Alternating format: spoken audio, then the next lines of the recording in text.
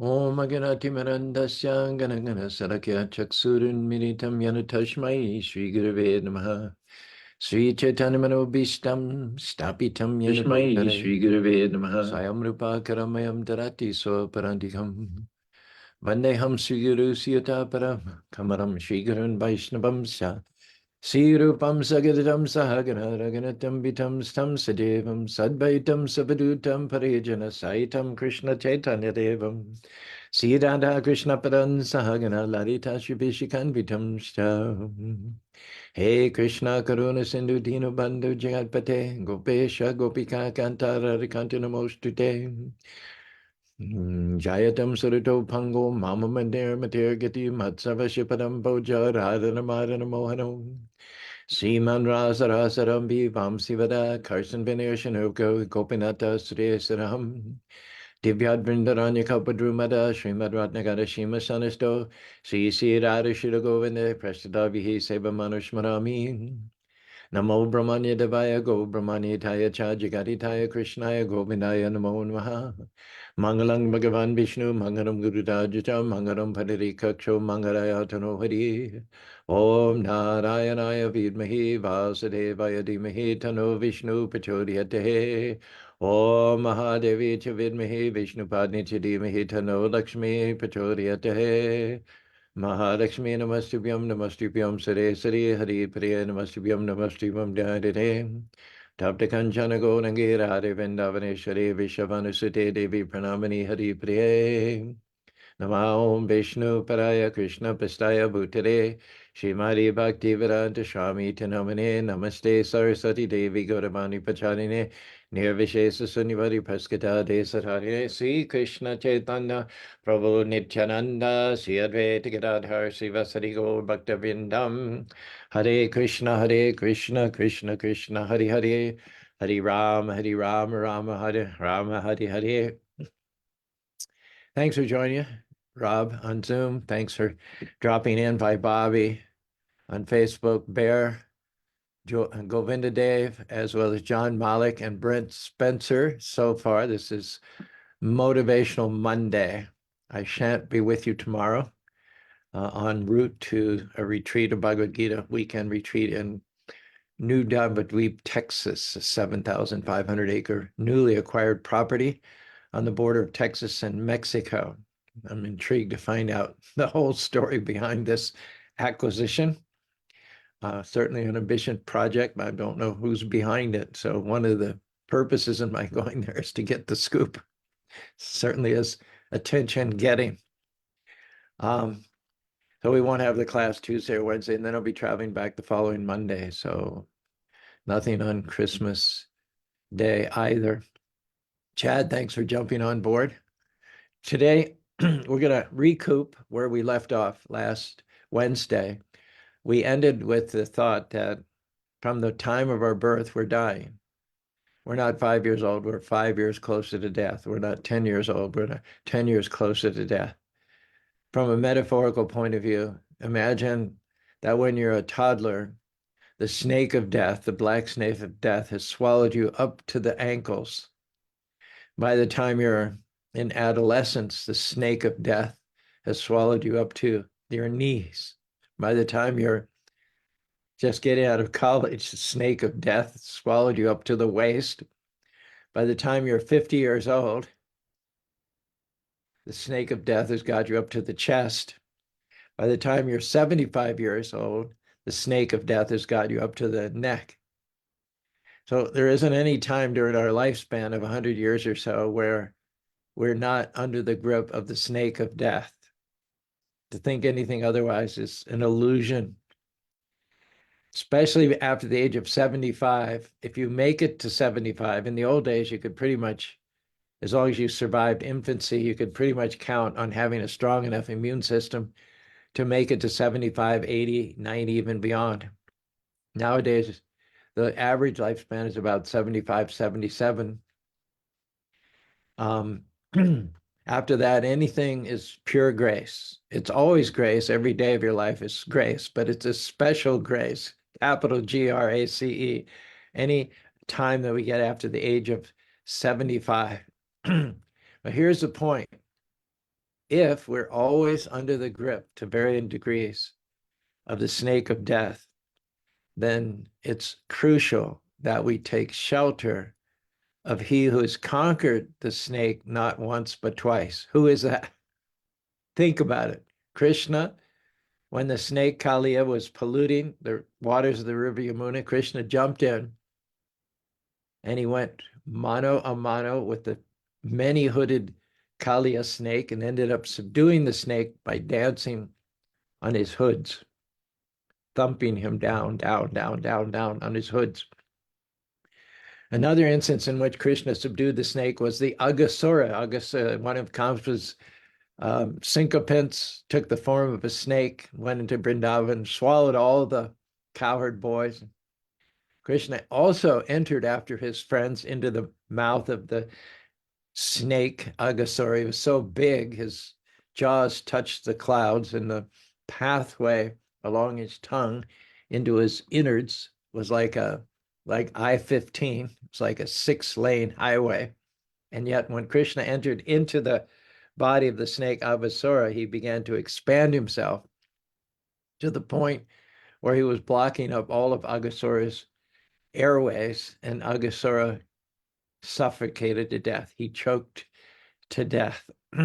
Krishna subdued the snake not once, but twice. So if we want to be saved from the snake of death, we have to take shelter of Krishna and only Krishna. There are no other stories of any demigods subduing snakes who are as threatening, as lethal, as dangerous, as powerful as Aghasura and Kaliya. And another snake that we should be concerned about is that of the mind. Atmor bandhanasya yenatmaivanachashana. The mind can be our best friend or it can be our worst enemy. If the mind is not controlled, then your mind is like a snake and your additional 5 senses are like a snake.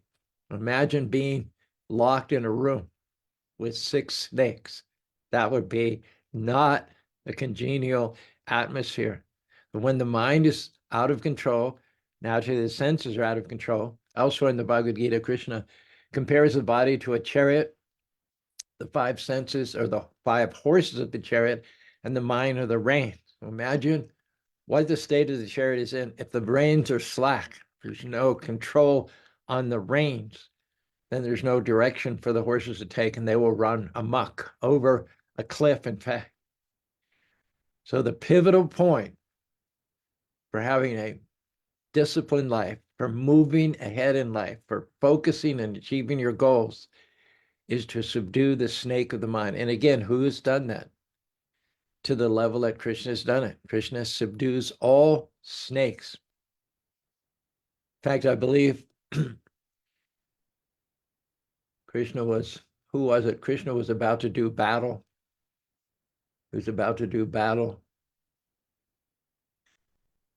I keep wanting to think Jarasandha, but it wasn't Krishna who killed Jarasandha, it was Bhima. Oh yeah, it was Jarasandha, but Krishna didn't kill him. He just annihilated his army 17 times. Yeah.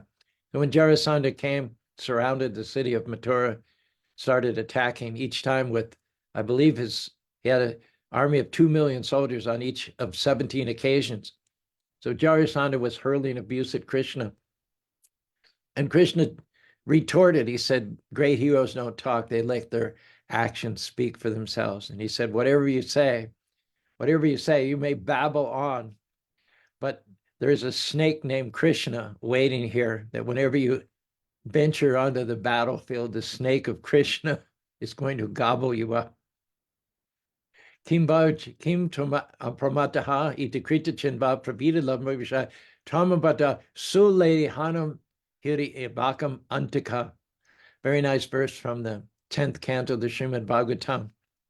We're compared to little mice, tiny little mice with our little tails and our little nose and our little whiskers and our little beady eyes.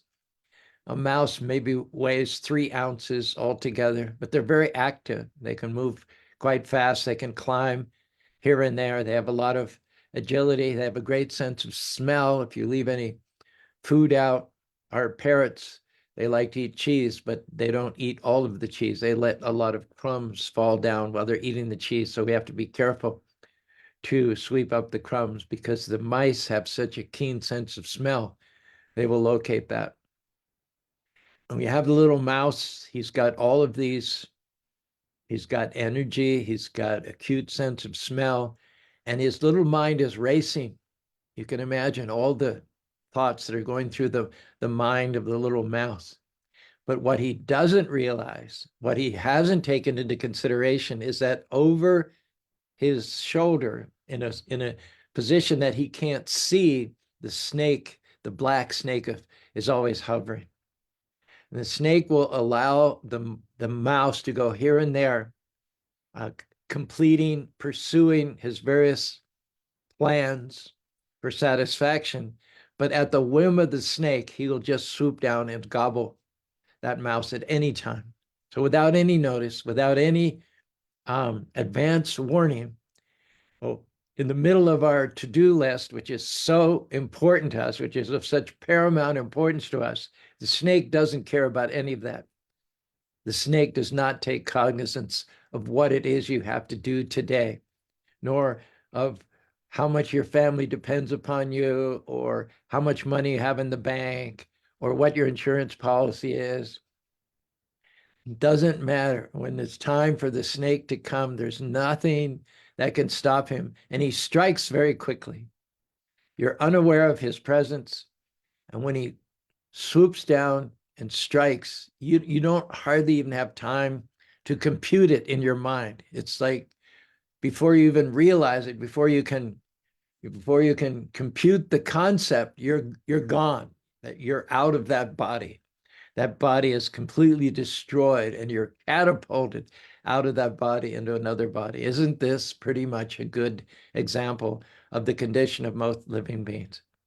Because the snake of the mind is out of control. The senses are out of control. Because the senses are out of control, the living being is headed for disaster. Dayato visham pumsham sangachanjare kama krota bijayate. While contemplating the object of the senses, what is it that allows us to rubberneck, to look at that beautiful meal of meat and hamburgers and French fries, not beautiful, but stimulating for the palate, to look at that girl, to look at that beautiful sunset, that beautiful scenery. As soon as one gives in to the impulse to enjoy something with the mind, one says, well, there's no harm. I'm just thinking of it. I'm not actually doing it. But that's what the Bhagavad Gita says. It starts with thinking. It starts with contemplating. And from contemplating attachment, from attachment lust, and from lust bewilderment, from bewilderment anger, and so on and so forth. We had a manager of our radio station back in the 80s. We were running it commercially for a few years before we were able to convert it to Krishna consciousness. There was a NAB, National Association of Broadcasters convention in Las Vegas. So he went down to that. And after he'd come back, I happened to be looking for something in his desk drawer, and I saw some matches from a strip club. They were matches from a strip club. I said, Steve, what are these? And he's married. He had kids. He said, just because I'm married doesn't mean I can't go to the end of my leash and bark. He had it all. He had the retort already. This is the rationalization. I'm not actually following through on promiscuity or illicit sex, but I'm just going to the end of my leash and I'm barking. But isn't that how it all starts? Isn't that how it all starts? If you're going to go off the road onto a cliff, you're going to go through the safety zone. You're going to go through the safety zone. There's a strip on the right of the road. Generally speaking, it's for bicyclers and joggers, but it's also a safety zone. So if you're strayed off the road and you're going through the safety zone at a 45-degree angle, headed altogether over a cliff, you could say, well, I'm okay. I'm in the safety zone. Yeah, but you're in the safety zone. That strictly speaking, that's true to say. But your direction and your velocity is just taking you through the safety zone, out the other side, and over a cliff. For that matter, why would you want to be in the safety zone in the first place? It's not disaster. The safety zone is not synonymous with disaster, but it's always just before disaster. If you're not in the safety zone, if you stay on the proper lane, then there's no disaster imminent. But every disaster is preceded by your being in the safety zone. It's true, being in the safety zone per se does not mean disaster. A little inattention and you stray, and then you get those bumping, those warning bumps, and then you correct. My friend Batsal, I went to visit him. There was a leadership conference in Houston a few weeks ago, and Batsal stays on a farm 45 minutes east of Houston. In fact, they want to have a Festival of Colors there in April. So we talked about my going and emceeing it. But he used to live in Spanish Fork, and he worked at a woodworking shop up in Lehigh. He would drive up there every morning in his F-150 pickup. But he's one of those people that tends to nod off. When he's not engaged, when there's not something to engage him, he tends to just, like, you could be talking to him and he'll just go like this. So he would repeatedly go to sleep on the I-15 North from Spanish Fork to Lehigh. And one of the workers in the wood shop mentioned something to the fact that, he would be constantly being awakened when he would veer over those bumps in the road and then we correct. And I would say to him, Batsal, is this really wise? Shouldn't you get a good night's sleep and be alert and not depend on the bumps of the road to save you from disaster? And he said, it's no problem. It's no problem. He says, I always tend to veer to the right. And as soon as the bumps, I wake up and I correct. So no problem. And in fact, he never did get into a major wreck. That's not a very good policy. It's not a very good policy. If you instead of due to a little inattention, but if you actually have a philosophy of enjoying your senses, then you're not just straying into the danger zone once in a while by accident because of a little inattention. You're actually aimed for disaster. Every divorce, every crime, every murder generally starts with one trying to enjoy one's senses. It starts with one having a philosophy that the purpose of life is to enjoy one's senses. And then why should one stay within the bounds of marriage, within the bounds of propriety? What your trajectory is your trajectory is not just to go into the safety zone and then get back on track. But if you're a hedonist, if you're not God-centered, if your mind is not controlled, if you're under the influence of the snake of the mind, your angle and your velocity and your trajectory is such that, yeah, you're in the safety zone at the moment, but in the next moment, you're going to be hurtling over a cliff. And that's the point. Krishna is the one who subdues the snake. Yat para pankaja palashipara karmasinam gadada tadavam yasaratira shrotigadam stam adanam bhaja vasudeva. Says no one is better at controlling the senses than the devotees. More so than big yogis, big ascetics, big philosophers. Devotees are practically engaged in serving the Lord 24 hours a day. They get up, they go to Mangalarti, they chant their rounds, they offer their food, they go to work, they dedicate a percentage of their earnings for Krishna. So when they go to work, they're not working for the employer, they're working on behalf of Krishna.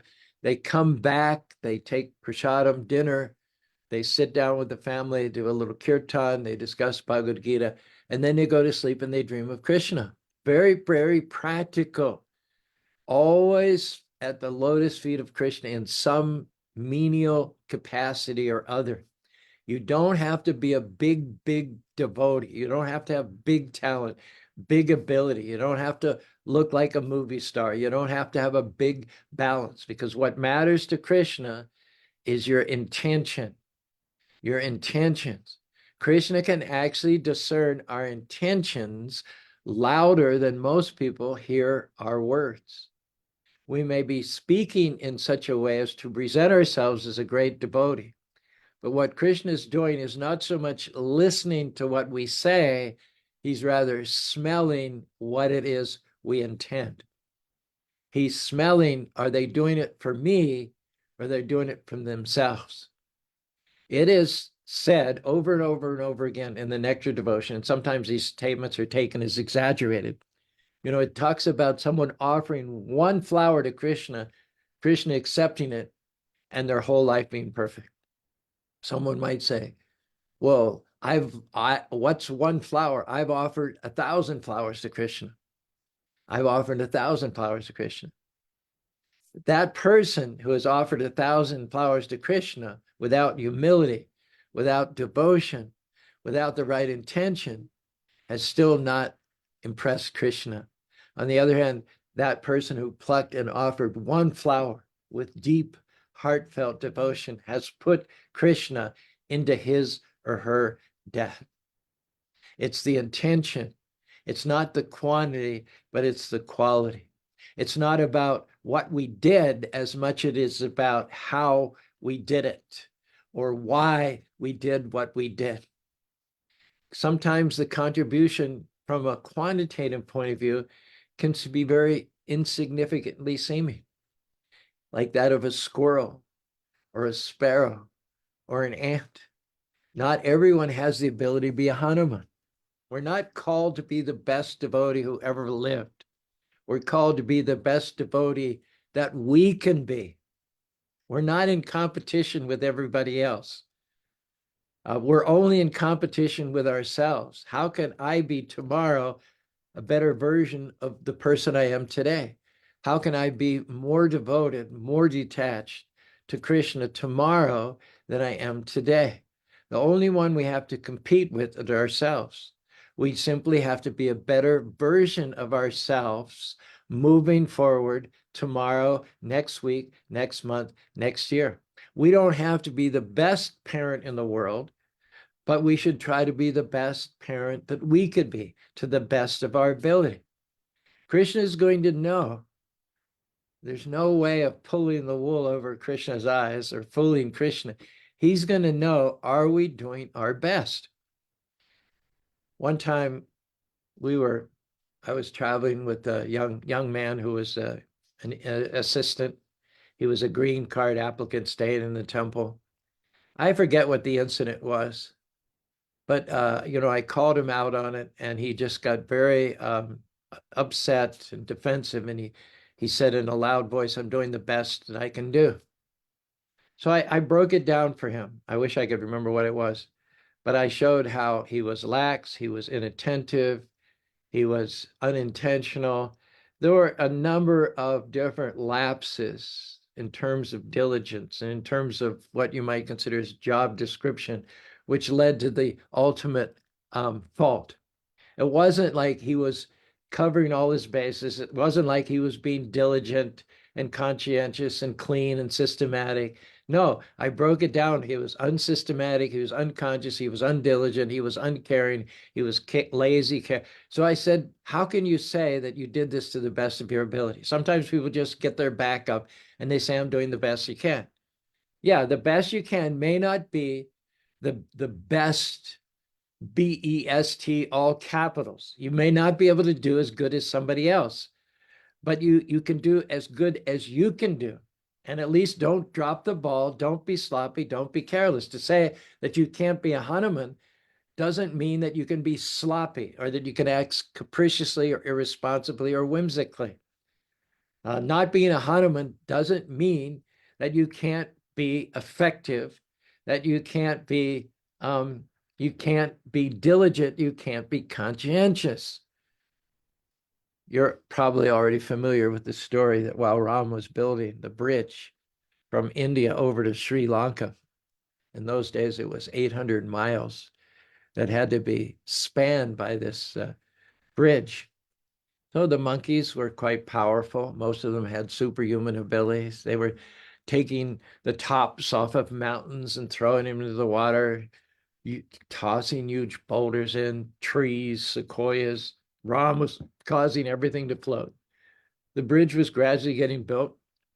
It was a urgency. Sita was suffering. They wanted to rescue Sita as soon as possible. They didn't want to leave her in the clutches of Ravana. And so everybody was working very hard and moving with a lot of speed and effectiveness.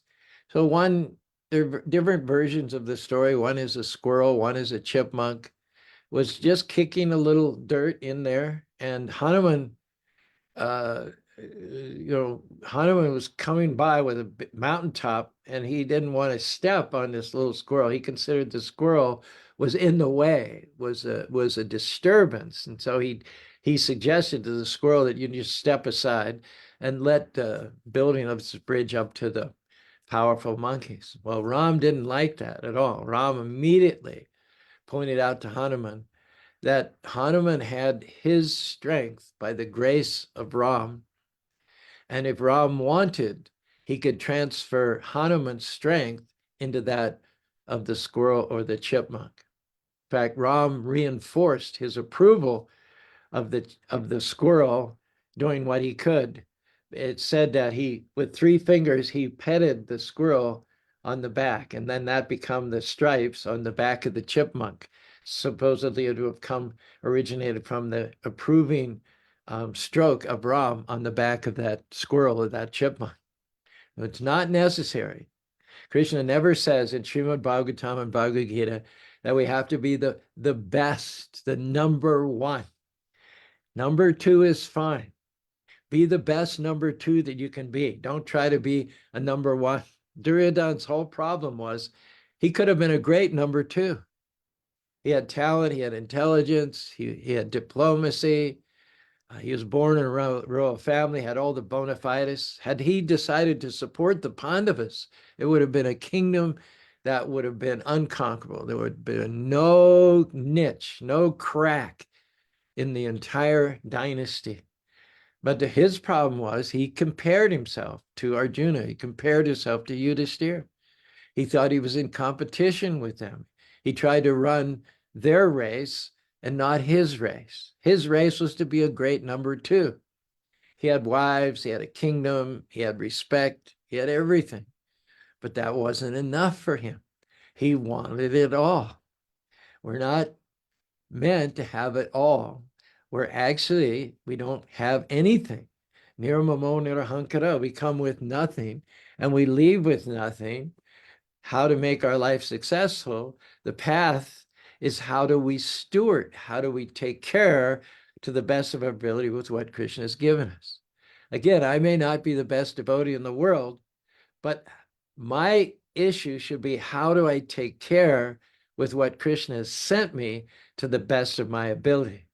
I may not be the best father in the world, but my concern should be how can I be the best father to the wife that I have and the children that I have. That's the whole challenge.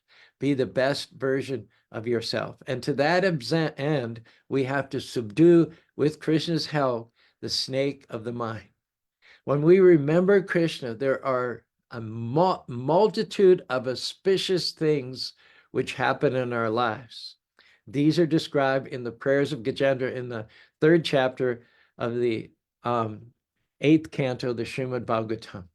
When we think of Krishna in a consistent way through working for him, doing services for him throughout the day, inauspiciousness goes away. Niharam iva bhaskaran. The fog cannot stand the morning sun. Fog is prominent in the pre-dawn hours, but once the sun makes its appearance, the fog gets thinner, and as the sun rises in the sky, the fog dissipates more and more, and there is never a fog under the noonday sun. So abhadrani, inauspiciousness reduces. Another effect of thinking about Krishna is that auspiciousness increases.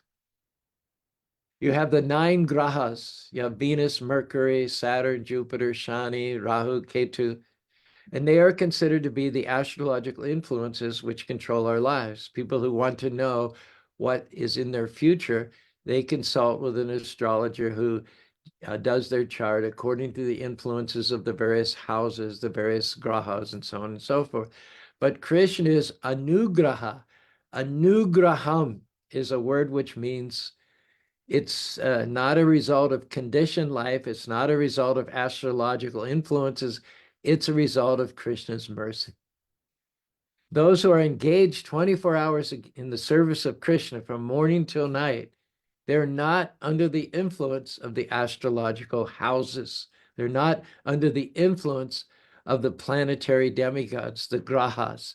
They are anugraha. That means whatever happens in the life of devotee, they see that as Krishna's special mercy. Yashaham anugraha karishyati. Oftentimes, Krishna treats the devotees with special, tender, loving care. He presents them with challenges and with situations and even with enemies and betrayals, which are meant to toughen them up, which are meant to strengthen them so that they can take upon their shoulders greater levels of influence, greater levels of leverage, greater levels of responsibility. After all, with every blessing comes a burden. But Krishna knows that he can't give you the blessing without, first of all, strengthening you up so that you can accept the burden. So there's nobody tougher. There's nobody more resilient. There's nobody with more bounce back power, comeback power than devotees. They often seem to go under. They often seem to be covered by a mountain of inauspicity, a mountain of enemies, a mountain of negative circumstances, a mountain of darkness. And then when you've just about written them off and given them up, Hare Krishna, Krishna Krishna, Hare Hare, Hare Ram, the mountain explodes. The mountain shoots out in all directions, and the devotee rises just like the flame from the fire. We read about Dhruva Maharaj. He was fighting the Yakshas, and the Yakshas were wizards of black magic. They sent snakes, they sent lions, they sent tigers, they sent stool, they sent urine, they sent blood, they sent seawater, they sent lightning bolts. Dhruva Maharaj was covered. You couldn't even see him. His light was covered by the darkness. But he just chanted Hare Krishna. He put his bow to his arrow and he drew it and he said Hare Krishna and he released it. And all that darkness dissipated just like that. Just like the fog dissipates underneath the morning sun. When you remember Krishna, inauspiciousness goes away. Auspiciousness comes forward. Krishna personally takes charge of your life. Abhadrani, your consciousness gets cleansed. The more you chant, the more you become seasoned, a veteran chanter. And by the way, we have coming up on the 1st of January, a golden opportunity to increase the quality and quantity of your chanting. It's called the New Year's Japathon.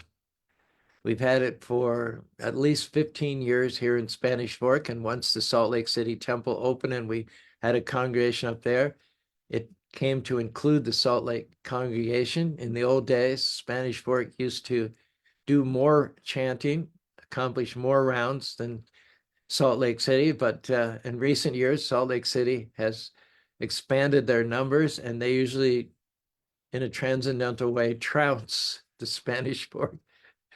I believe the proportions in recent years have been the Spanish Fork Temple struggles to chant 800 to 1,000 rounds, and the Salt Lake City Temple breezes through to between 2,000 and 3,000 rounds.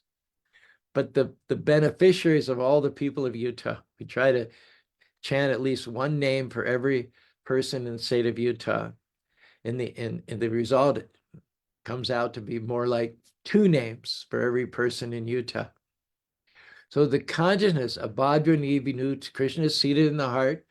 The heart, due to forgetfulness of Krishna, has been eclipsed by darkness, by lust, by anger, by greed. When you chant the name of Krishna, Krishna waxes from within the heart and he cleans out the dust of forgetfulness, the dust of envy, the dust of competitiveness. He makes the heart shine as it should shine. Tesham evanu karpatam ahamaganam nisyamyatma. Ganadishmana Bhashvata. From within the heart, I dwelling with the heart, destroy with the torchlight of knowledge the darkness born of ignorance. So inauspiciousness is decreased, auspiciousness is increased, consciousness gets cleansed, one gets bhakti, one gets devotion. Yoginam Visavisham Magana Shariya Temayukta. Of all yogis, of all human endeavor, the bhakti practitioner is the king. Nachatajma Manusha, there's no one more dear to Krishna than a bhakta. Aham bhakta paradini. Hiyasvatantri. Krishna says in the 9th canto of the Bhagavatam, Aham bhakta paradina. Para means the greatest, the topmost. Aham bhakta paradina. For me, God says, no one is greater than the devotees. No one is more dear to me than the devotees. And that feeling of the Lord, of being devoted to his devotees, is of course reciprocated by the devotees themselves. The Lord and the devotees are in a competition, transcendental competition, without any envy. The devotee tries to serve the Lord in a humble way to the best of his abilities, and then the Lord tries to serve the devotee. In other words, the devotee gives the Lord his $5, so to speak. He gives him his might, and then the Lord gives $1 million to the devotee. Peace, content, happiness, joy, intimate relationships, the fulfillment of all their dreams. Savai pum sam parobaram. There's no higher level of activity, higher level of consciousness than being uninterruptedly and unmotivatedly engaged in the devotional service of the Lord. So one gets devotion. And then as a byproduct, Vasudeva Bhagavati Bhakti Yoga Padikanayatu Yanam Chiyata Haitakam, one gets as unsought, unpursued byproducts, that wherever there's bhakti there, wherever there's devotion to the Supreme Lord, there's also vairagya, there's also jnana. It comes automatic. It doesn't need to be separately endeavored for. The devotion brings in its wake knowledge as well as detachment. Ascetics, philosophers spend lifetime after lifetime after lifetime trying to increase their knowledge. And as they increase their knowledge, they wean themselves from material attachments. And finally, Bahuram Jamanamate Gyarama Vasudeva Sarmiti Samana. They finally, after many, many lifetimes, they conclude through the pursuit of knowledge and through the pursuit of philosophical speculation, through the pursuit of austerity, that there is nothing but Krishna. He is the be-all and end-all. Now, Bhakti knows that automatically from the very, very beginning. Bhakti is presupposed on the position that Krishna is the supreme. And then knowledge and detachment follow as an automatic byproduct of that. Satadam kirtiyantum yatata stradina namasyantashamam tishanti cha namanti cha. So the highest level of human beings, the dearest to the Lord, can be identified because Satatam Kirtiyantam, they are always talking about Krishna, doing kirtan, honoring Krishna in the company of other devotees. Satatam Kirtiyan Yatandasya Namashan Tashanti Chara Manti Cha. They have big smiles on their faces. Their eyes are lit up. They're experiencing great satisfaction and great bliss by churning the names of Krishna, Hari, Rama in their mouths. And Krishna himself is dancing. He's no longer covered by ignorance. He's no longer repressed. He's fully exposed. He's fully manifest in the hearts of devotees, dancing in the courtyard of their heart. These are the effects of thinking about Krishna. Mayavasha Yohanimam Nityayuktu Pasate. In the Bhagavad Gita, Arjuna asks Krishna, which is better, to void the mind, to think of you as impersonal, without qualities, without attributes, to think of you as energy or a force field, or is it better to think of you in your form as Krishna? This is a very key question because there's whole schools based on the impersonal concept of the Lord who don't particularly emphasize the chanting of the holy names of the Lord, the worship of the Lord in a personal way, the names of the Lord. You try to minimize all this in the name of God being something impersonal. Arjuna asked this question. He asked Krishna, which side do you come down on? Is it better to go and to think of you impersonally, or is it better to think of you in a personal way? And Krishna says, Maya Vashano Yano Nitya Yuktu Pasate. Maya Vasha, let your mind think of me in my personal form, and not just temporarily. I'm not meditating Krishna's personal form. It's not a temporary expedient to get beyond the personal form to the impersonal. No. Klesho Evadai Kaddish too. Krishna says the results of the practice of impersonal meditation is very difficult, and the results are inferior. The results are disappointing. Alternative to that, Mayavasha, let your mind always be engaged in thoughts of me, not as a temporary expedient to get beyond the personal form of Krishna. Mayavasha, Nitya Yukta Upasate, be always attached. Think of Krishna with the intention of never, ever, at any time in the future, not thinking of Krishna. Adopt the mode of thinking of Krishna throughout the day with the intention of continuing with that without any cessation, forever. Whenever we hear something spoken by realized devotees of the Lord, and there's so many wonderful speakers out there on YouTube and Zoom. There's so many wonderful prayers in the Bhagavatam that we could learn, that we can memorize, that we can recite. Prayers of 28 prayers of Gajendra, the prayers of Prahlad Maharaj, the prayers of the personified Vedas, the prayers of Prithu Maharaj. The Bhagavatam is rife with prayers to the Supreme Personality of Godhead.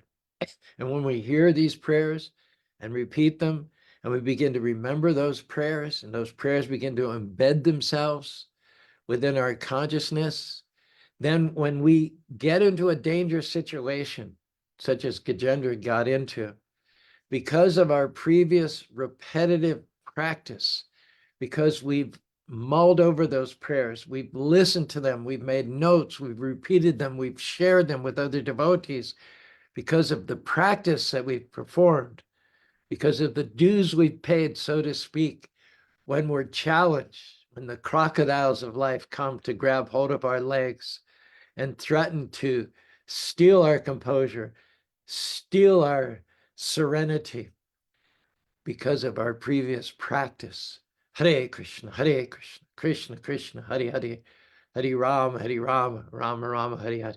The names of Krishna come bubbling to the surface.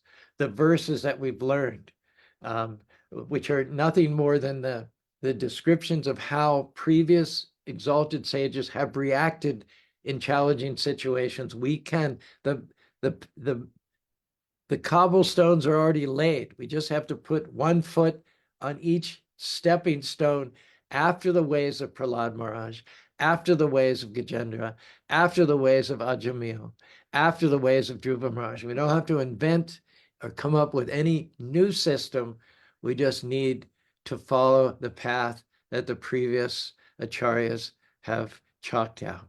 So these are some thoughts on this Monday morning on the benefits of remembering the Lord, the benefits of chanting the holy name of the Lord, the benefits of association with devotees of the Lord, the benefits not only of chanting the Maha Mantra in a measured, regulative, audible way, consistently, but also getting to know the Brahma Samhita, getting to know the various prayers which are described throughout the Srimad Bhagavatam and the Vedas. These are all different elements by which 24 hours a day we can think of Krishna, we can always remember Krishna, and never forget Krishna. Those are the two paramount rules. Remember Krishna constantly and never forget Krishna. And after we went down the list of all the benefits that come from remembering Krishna, how could we possibly lower ourselves How could we possibly aspire to spend our time in any lesser way than somehow or other always being in touch with Krishna through his name, fame, form, qualities, pastimes, and association of his devotees? Speaking of association with the devotees, we won't have Transcendental Tuesday tomorrow nor Wisdom Wednesday because I'm going for some of that association down to South Texas, where there's going to be a weekend Bhagavad Gita retreat. I'm not sure how many devotees have signed up for it. It's a free retreat.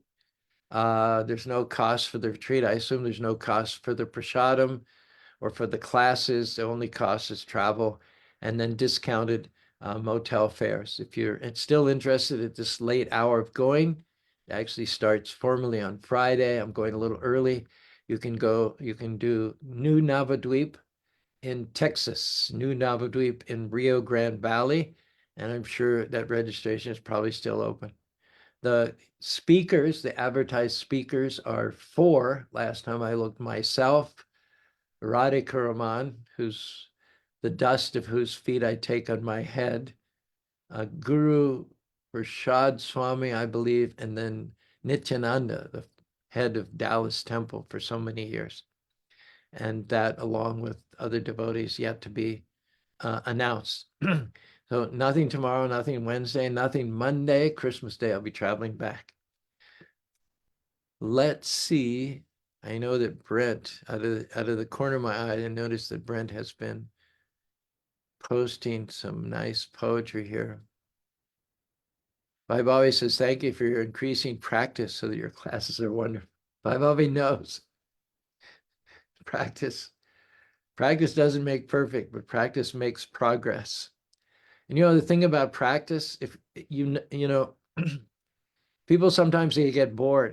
They do go over things over and over again, and they give it up because they think it's the same. They're just parroting something. And they think, why should I do the same thing over and over again? No, you know that you're practicing when it's always new.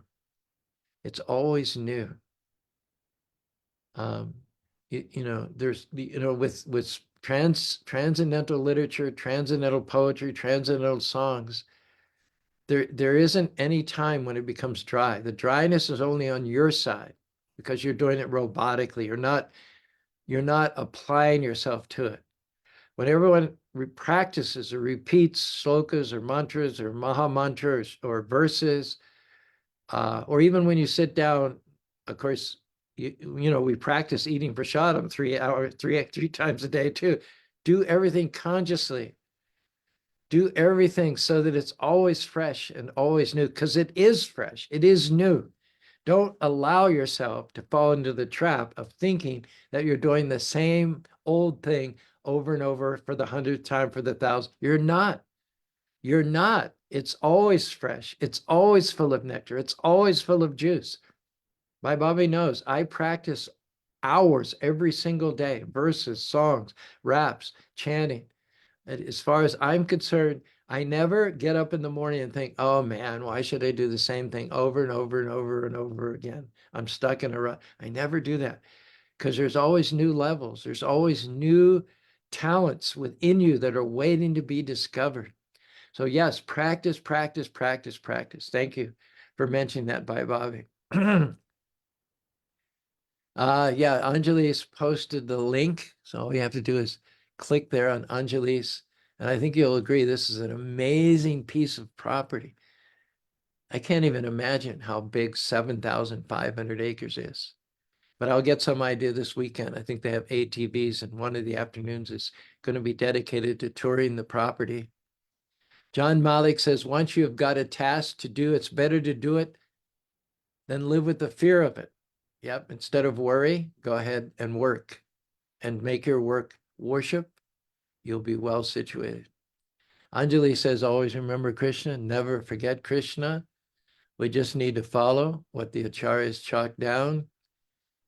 To Krishna, no one is greater than a bhakta. The number 2 position is fine. If you're number 2, be the best number 2 that you could be. Don't be envious of number 1. Here's Brett. Hanuman moved mountains by Rama's grace. But the chipmunk's slower pace still put a smile on Ram's face. Oh, that's so beautiful. Oh, that's so beautiful.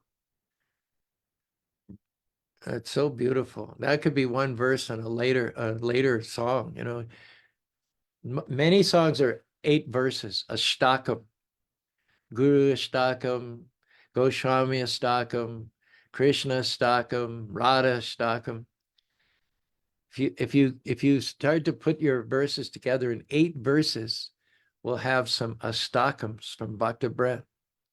Hanuman moved mountains by Ram's grace, but the chipmunk's slower pace still put a smile on Ram's face. Here's Natasha. She's also excellent here. In the safety zone where calmness lies, don't stray too far. Heed the sage advice. At the leash's end where shadows hark, barking loud, beware. It's a risky embark. Wow. I'll read that once more. In the safety zone where calmness lies, don't stray too far. Heed the sage advice. At the leash's end where shadows hark, barking loud, beware. It's a risky embark. That really captured a big part of our discussion today. Here's more. You know, if what I say is the cake, here's the icing on the cake from Brent and Natasha, Anjali. Krishna can subdue the snake if we are awake. We are like mice with mind racing while the snake is chasing. You should be replacing your blind mind with the light of something more refined. So you notice the snake coming from behind. Wow. Krishna can subdue the snake if we are awake. We are like mice with mind racing while the snake is chasing. You should be replacing your blind mind with the light of something more refined so that you notice the snake coming from behind. Wow, amazing.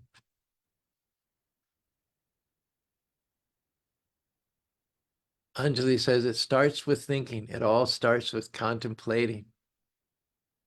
Yep.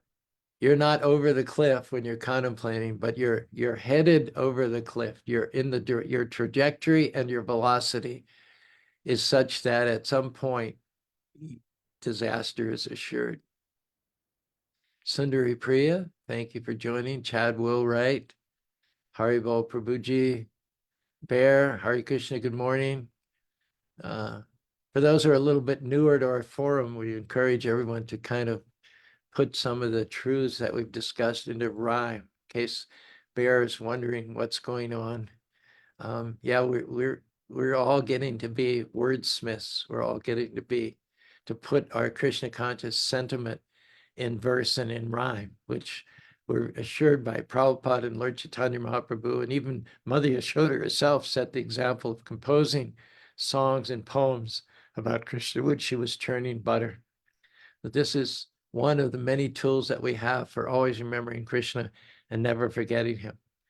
So thank you very much for your contributions.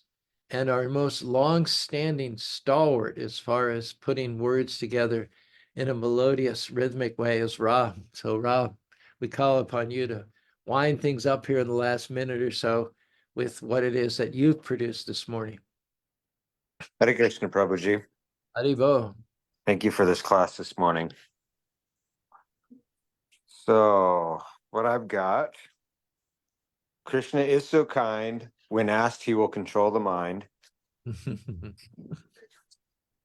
Stay in your lane. Don't be insane. Yep. When Maya brings the heat, place yourself at Krishna's lotus feet. Jai. Devotion is not a competition, but a contribution. Yep. Be all that you can be in Krishna's army. Nice. You're getting a lot of likes. You're getting a lot of hearts on Facebook. I know that Rob doesn't go on Facebook, but you've got some fans over here on Facebook. More? When you think of Krishna, when you think of Krishna, inauspiciousness goes away and auspiciousness comes your way. Nice. Nice. Through devotion unmatched, become materially detached. Thinking of God's personal form should be our norm. Absolutely. And to release the crocodile teeth, repeat, repeat, repeat. Every one of those was spot on. How many were there? Do you have a count? Let's see. 1, 2, 3, 4, 5, 6, 7, 8, 9. Woo! Wow. 9. We had one from Natasha. We had, I think, 2 from Brent and 9 from, so 12, a dozen Yeah, poetic but mine, devotion of Krishna. You know, it's devotion to listen. It's devotion to take time out of your busy schedule and join us on these classes. But you do take it to the next level when you process what I've said, and then bring it back with your own touch, with your own artistic creation. So I applaud those of you who take what we've said and make it yours. You put your own stamp on it. You don't change or pervert the truths, but you help us to see it from a different angle. And that's basically what the whole disciplic session is about. You take what's passed down, you process it, and then you share it with others. So thanks very much. It's just a great spirit we have here on this forum. What were you going to say, Rob? I was gonna say that Natasha and Brent and some of the others, theirs are like actual verse. Mine are just quips. Nice little quick rhymes, but I definitely feel theirs take a lot more thought and intention. So I'd say there's count for more than one each. Yeah, but we're not in competition. Everybody has their own forte, and you have yours, Natasha has his, Brent has that, and it's all great. Krishna's smiling at each and every one. No worries there. Okay, I will report, check out my Facebook posts Friday, Saturday, and Sunday. So we'll all unpeel the mystery of this all of a sudden 7,500-acre property. Even if you're not going to the retreat, go ahead and click on that link that Anjali has put. It's got some pictures and an overview of the property. It's got a master plan. Pretty impressive stuff. Pretty impressive stuff. I'll let you know what I find out about it as I find out. In the meantime, have a great Krishna conscious day. Hare Krishna, Hare Krishna, Krishna Krishna, Hare Hare, Hare Rama, Rama Rama, Hare Hare.